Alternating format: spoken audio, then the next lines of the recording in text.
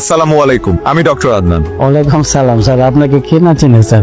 আপনাকে দেখে তো বেশ সুস্থ মনে হচ্ছে। কি সমস্যা আপনার? আল্লাহর রহমতে আপনার চিকিৎসা আমি সম্পূর্ণ সুস্থ স্যার। আলহামদুলিল্লাহ। তো আপনি এখানে কি করছেন? আজকে একটু দেখা করতে আসি স্যার, আপনাকে ধন্যবাদ দিতে আসছি। আপনার জন্য খুব ভালো মিষ্টি নিয়ে আসছি sir. Thank you so much. আসলে মিষ্টি খাই না, তারপর আপনি এনেছেন, আমি খুব খুশি হয়েছি। কার কাছে লাইছো শেষ না কেন? একটু পরে বুঝবেন কার কাছে নিয়ে আইছে। স্যার আপনার জন্য আমি নতুন জীবন পাইছি।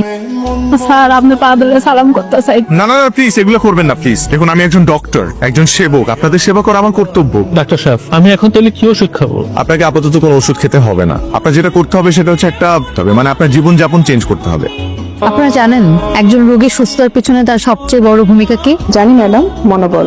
Very good. ওনার পেশাটা মাপো তো। কি অবস্থা এখন আপনার ছেলের? খাওয়া ঠিক মতো করে? রিপোর্টও ভালো। এই তুমি ফাইলটা মাপো। কি অবস্থা চাচা, কেমন আছেন? শ্বাস নিতে কষ্ট হয়? ঠিক আছে চাচা, আপনি ঘুমান তাহলে। শরীর ভালো আগের চেয়ে? ওনার যে সমস্যা ছিল, উনি যাই খেত ওনার বুক জ্বালা পোড়া করতো, অ্যাসিডিটি ফর্ম করতো আর বমি হয়ে বের হয়ে যেত। এটাকে মেডিকেল টার্মে কি বলে? Gastrointestinal disease. The clinical symptoms of this disease are abdominal pain, repeated diarrhea. আমার কথা তাহলে তোমার মনেও পড়ে? তোমার কি মনে হয় মনে পড়ে না? মনে পড়ে না। পেশেন্ট দেখতে আসছিলে নিশ্চয়ই, হুট করে আমার সাথে দেখা হয়ে গেল। তার মানে তুমি কি বলতে চাও, প্রফেশনাল লাইফের বাইরে আমার পার্সোনাল লাইফ বলে কিচ্ছু নেই? তোমার সাথে পরিচয় হওয়ার পর থেকে তো তাই দেখে আসছি।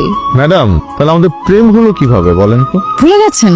গ্রুপ স্টাডি করতে করতে, নোটস শেয়ার করতে করতে আর স্কেলেটন নিয়ে পড়াশোনা করতে করতে। এবার মনে পড়েছে? হিউম্যান সাইকোলজি আপনি খুব ভালো বুঝলেও হিউম্যান বডি পার্টস আপনি একটু কম বোঝেন। নাহলে এত রাগ অভিমান করতেন না। ম্যাডাম, এত রাগ অভিমান করা হার্টের জন্য ক্ষতিকর। হার্টে প্রেসার পড়ে।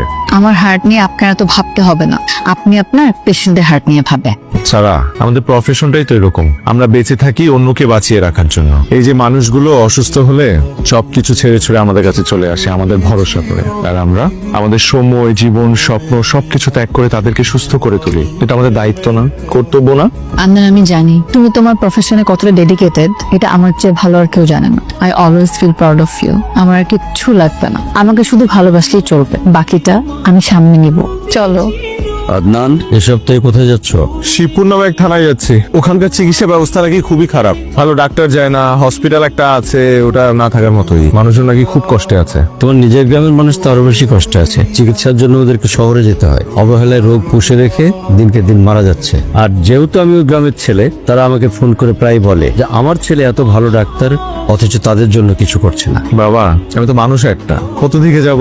সপ্তাহে 6 দিন হসপিটালে ডিউটি করি, একদিন ছুটি পাই। সেই একদিনও আমি বিভিন্ন জেলায় ঘুরে বেড়াই সুবিধা বঞ্চিত মানুষদের সেবা দেওয়ার জন্য। এই কথা বলতে বাবা, আমি তো শুধুমাত্র আমার গ্রামের মানুষদের জন্য ডক্টর হইনি। আমি আমার সামর্থ্য অনুযায়ী দেশের মানুষদের সেবা করে যেতে চাই। তারপরে বাবা, তুমি যেহেতু বলেছো, আমি তোমার কথা রাখবো। আগামী মাসে আমি আমার পুরো টিম নিয়ে আমি আমাদের গ্রামের বাড়িতে যাবো। আমি তোমার কথা দিচ্ছি, প্রয়োজনে তোমাকেও নিয়ে যাবো। সেটাই করো, ওরা তোমাকে এক্সপেক্ট করে, তোমার তো দায়িত্ব সেটা।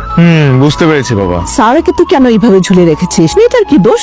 সারাকে আমি কোথায় ঝুলিয়ে রাখলাম? কাজের ব্যস্ততার কারণে সময় কুলিয়ে উঠতে পারছি না তো। ইচ্ছে থাকলেই উপায় হয়। এত লক্ষ্মী একটা মেয়ে, ওকে এইভাবে কষ্ট দিস না বাবা।